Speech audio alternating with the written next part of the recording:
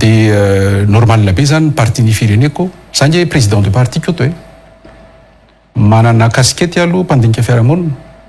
Ianao ve mpampianatra mpanabe amin'ny farany ambony any amin'ny anjerimanontolo no anohana olona anankiray tsy hoanina BPC hoe le éthique politique misy zany no tsisy tsony eto Madagasikara dia le honnêteté intellectuelle afa lazainao maly afa lazainao androany. Tekeny koty zany hoe koto manana famarinana dia mpisimbazomaina BGMJ ka izao le izy politika nresahana hors sujet kely ianao tsy hors sujet fa tsy hors sujet zany fa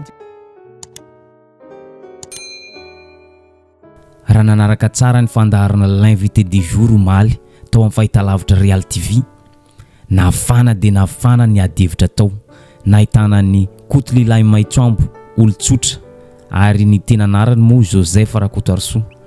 Nahita ihany koa isika Paul Rabary ministry ny fampianarana teo aloha tamin'ny andron'ny Rajaonarmampianina.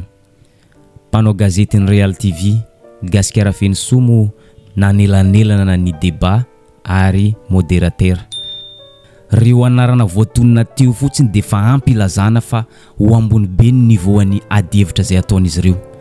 Aiza kosa ahitana ny Koutlilahy Maitsoambo, Paul Rabary ministra ny fampianarana teo aloha ary ny mpandrindra dia ny Gasikara Fensoa izay efa fantadaza amin'ny maha Gasikara Fensoa azy zay. Araka izany rehetra izany omaly dia nahitana olona ray alina mahery nanaraka an'izany fandaharana l'invité du jour zany. Vonina tsara ny iaino ny adevitra izay iarana amin'ny Koutlilahy Maitsoambo sy ministra teo aloha Paul Rabary. Kinanjo nefa ny fanohitra tamin'izay tanteraka ny zavanisy tao tsy arakaraka izay nieritreretin'olona ny zavatra nitranga tao no singan'olona manokana i Paul Rabary ministra teo aloha. Tsy arakaraka izay nieritreretiny maro azy mpampianatra amin'ny université ny fanehoan-kevitra izay nataony tao. Tena ambany enina dia ireo mpiaradia aminy uparara diso fanantenana taminy. Fa Koutlilahy Maitsoambo kosa tsy nandiso fanantenana ny mpanaraka azy ary tsy nandiso fanantenana ny olona izay mijery na dia tsy mpanaraka ny Koutlilahy Maitsoambo azy. Tena nipetraka tsara ny adevitra. Haka ohatra ray isika. Napetraka tsara ny adevitra mahakasika ny fanampan-kevitra ny Paul Rabary ministra teo aloha lasa mpikambana ao amin'ny UPAR manohana tsy misy fepetra ny Andry Rajoelina. Fa mba ina loatra zavatra nandalo teto amin'ny firenena. Taitra araka izany ny mpanara-baovao na teto Madagasikara zany na tany ampitan-dranomasina satria zany Paul Rabary zany dia resy lahatra tanteraka tamin'ny fampandrosoana izay vitany Andry Rajoelina. Namoaka izay réaction izay Koutlilahy Maitsoambo mampametra-panontaniana ihany olona manam-pahaizana mpampianatra amin'ny université tsy nisalasala hanohana ny Andry Rajoelina amin'ny fifidianana ho avy izao olona tsy nandalo fianarana firy na manisa ara-tsy hainy araka nambaran'ny Koutlilahy Maitsoambo. Ndao hoe notsika ny fihetsempon'ny Koutlilahy Maitsoambo tao amin'ny fandaharana l'invité du jour. Ianao ve mpampianatra mpanabe amin'ny farany ambony any amin'ny anjerimanontolo no anohana olona anankiray tsy hoanina BPC zay zao raha.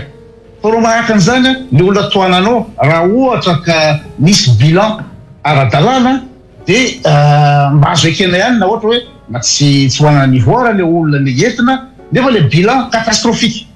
Dia fa tena manaraka an'izany dia le fivoahan-kevitra tampoka. Ianao nandinika ny politika sy manana ny ligne politika ianao anatin'ny 10 taona dia tampotampoka teo anatin'ny tapavola anao tonga dia mivadika tanteraka dia izay zavatra izay zany no tsara ametrahana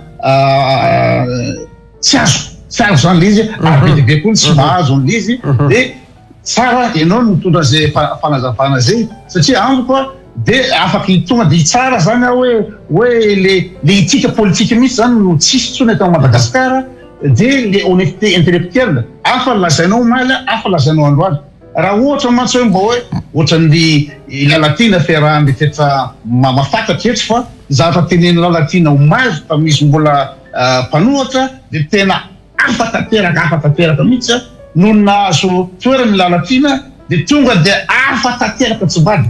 Dia amin'izay fotoana izay zao za hoe raha nivoan'ny lalatina zany dia tomba azo ekena ihany na dia fa hita fa tena tsy rariny fa amin'ny fametrahako toerana ny inga Paul Rabary amin'ny fandiniana politika aza mpanaraka anao tena mpanaraka anao a tena gaga ny tenako a de diso fanatirana ve zany olona mpandihy diso fanatirana tanteraka manoloana zay fihetsempon'ny vahoaka zay réaction ny Koutlela Maitsoambo zay nomena anjara fitenenana i Paul Rabary amaly ireo fanontaniana vitsivitsy izay napetraka koto teo am-piandohana.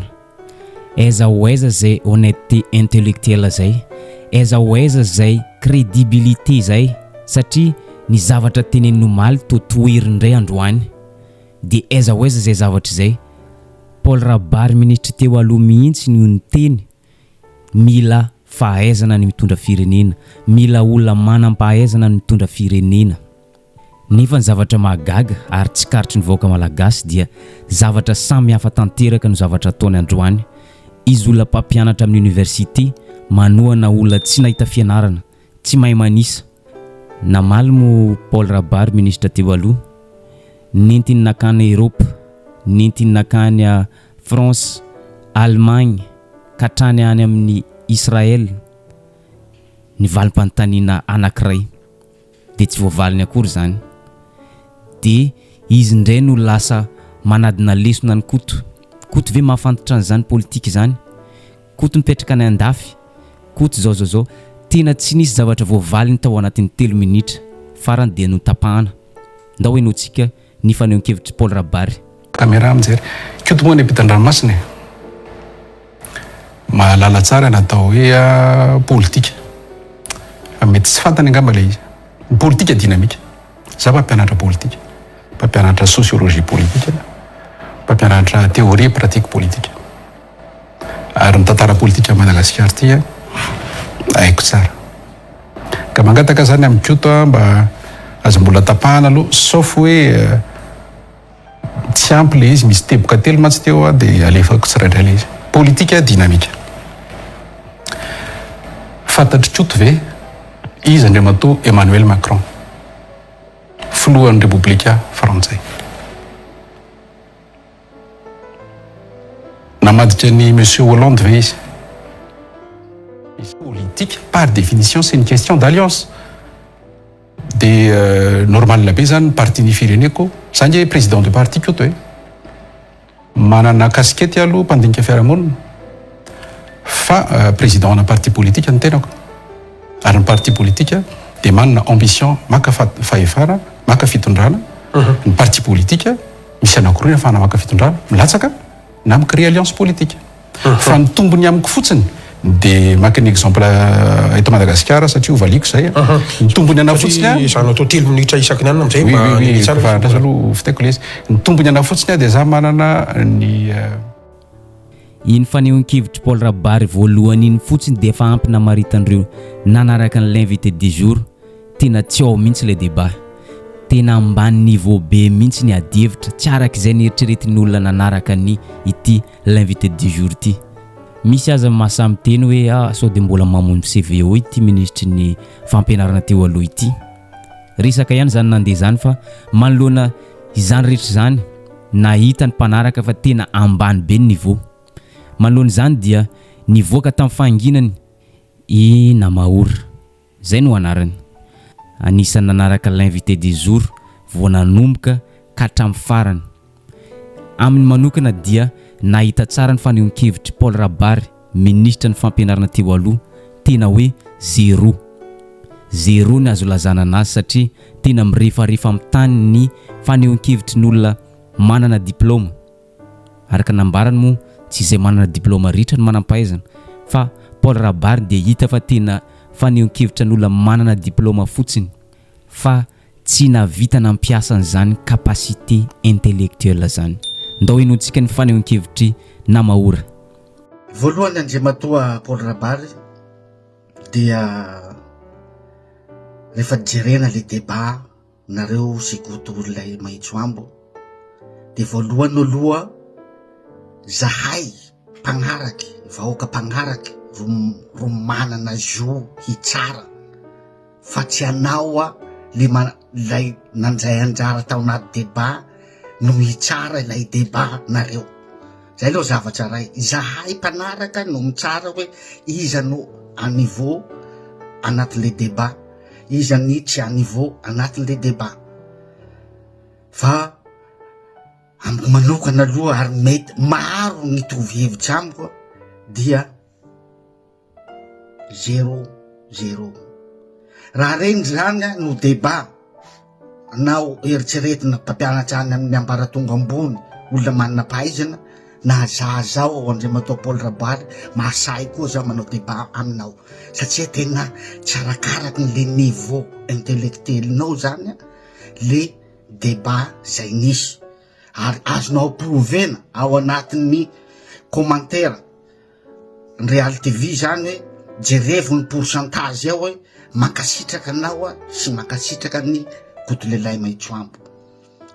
Nilaza ihany koa i Namaorona fa tena diso fanantenana tanteraka izy raha vao nijery any Paul Rabary, fa izy kosa dia manome fisaorana manokana ho an'ny koto lehilahy Maitsoambo, satria tena hita tsara mipetrapetraka tsara ny argument.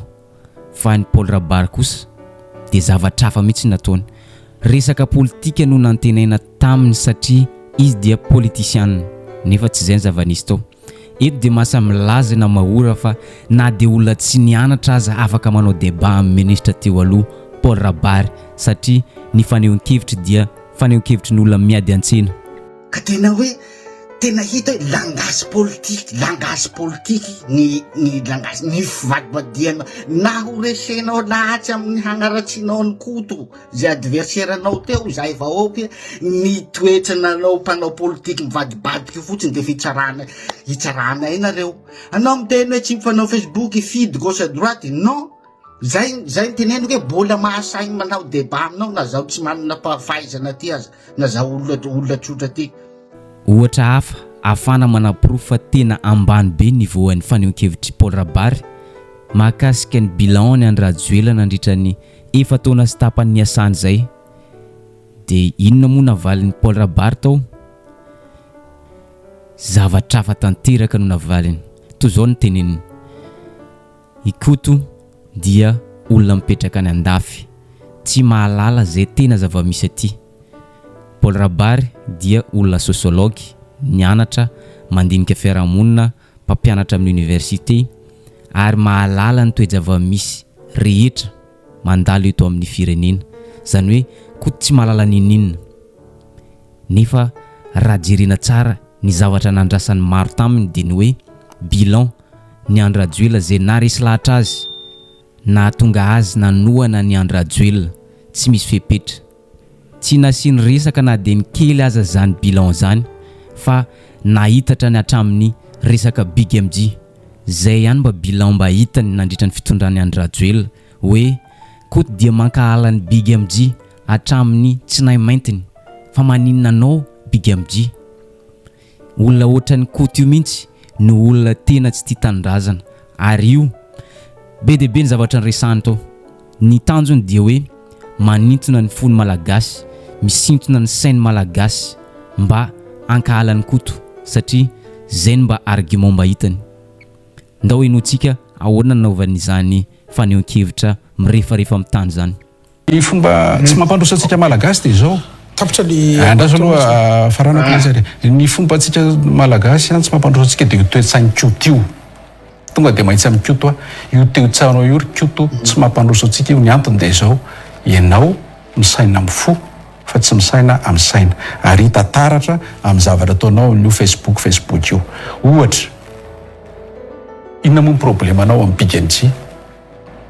Inona ny tena problemanao amin'ny Big MJ? Zaho mahalala amin'ny Big MJ taloha, tsy fantatro Big MJ hoe namako na inona, fa hitako fetim-bo amin'ny Big MJ. Big MJ tamin'ny 2013 boakely ohatry zany izy. Dia nitombony izy. Dia raha vao ohatra ka tsy ekeny koto zany hoe koto manana famarinana dia Simbazomaina BKMG ka izao le izy politika ndresana sujet kely ianao tsy hors sujet fa tiako tsy hors sujet zany fa tiako ny fomba fiasany ny fomba fiasany mitady échappatoire mbola misy te mbola misy tsy possible hoe iainanao foana zany zay hatreto aloha metsika eto am'zay satria tapitra le fotoana kosa e dahoary koa toa namana namahora moa rehefa naneho hevitra tao amin'ny pejiny izy tena diso fanantenana tanteraka tsy misy na dia fanontaniana ray aza no valiany tao tsy misy mba hevitra anankiray mba mivaingana azo tsampain-tanana fa ny zavatra nataon'ny Paul Rabary dia zéro zay no tenen'ny namahora. Débat politique zany ro tokony isongadina anatin'le débat nefa de enao natenaina manana zay niveau intellectuel amin'ny resaka débat zay lasana mandehana amin'ny resaka artiste tsy nianjy iainao zany zahay resaka fiainam-pirenena resaka politika anao kory hoe artiste fa raha ohatra artiste kosa anao ny invité teo de logika reo napiditra resaka artiste miditsy amin'ny resaka BKMG zero any problème hafa mihitsiny zany fa raha ohatra hoe resaka BKMG ny tokony ny invité-na teo de logika zany tena tsy ao le débat zay matao Paul Rabary anatin'ny 5 taona mandara ve enao olona nianatra ndray matoa Paul Rabary anao mpampianatra amin'ny université anatin'ny mandady 5 taona mizary vary masaka era Madagasikara fitondrana zany ve ny zavatra politika tena izy aminao? Non, c'est trop ridicule, c'est n'importe quoi. Eto zany de malahelo hoe ahoana ny afarany mpianatra tanora gasy nareo mpampianatra izao ny raisonnement nareo sanatria ve mamono fanahy sa tsy hay tena mampalahelo de le débat lasa taritina oentina tsy itiavan'olany koto non misy haina zahay hainay ny zavatra marina hainay ny zavatra logika ary zavatra tsy forcenao foana zany hoe manivativa ny malagasy non hainay manavaka hoe manivativa malagasy tagnatin'ny débat nareo tao ary tsy agnatin'ny débat nareo tsy teneniny koto mihitsy zany teo.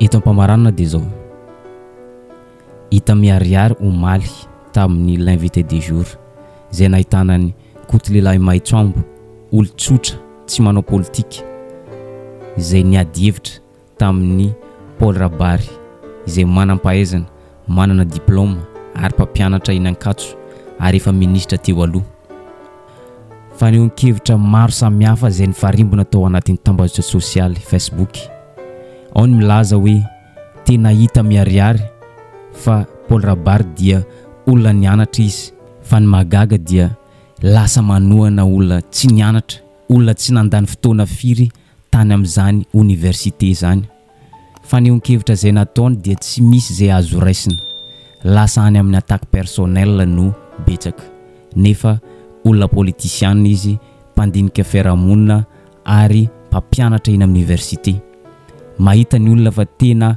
mirefarefa amin'ny tany nivoan'ny Paul Rabary omaly ao indray milaza fa Paul Rabary dia olona tena manam-pahaizana tena olona intellectuel izy fa ny olana dia fitiavam-bola no lehibe indrindra efa hita tsara mazava tao amin'ny télévision Real TV dia ny zavatra nataony tao tsy misy afa-tsy ny miaro any Andriamatoa Andrajoelina nefa olona efa hita zao tsy afaka arovana zany no ireo dossier maloto rehetrarehetra sy ireo zavatra rehetra zay tsy nety zay nataony tamin'ity fireneny ity nefa miezaka mafy izy miaro any Andrajoelina olona zay tsy afaka arovana zany raha miaro an'izany dia ino ny vokany dia baribary fa tena ridicule ny zavatra rehetra zay navoaka ny vavany inona dia olona tsy nianatra aza afaka ny tsara tena ambany be ny fanehoan-kevitry ny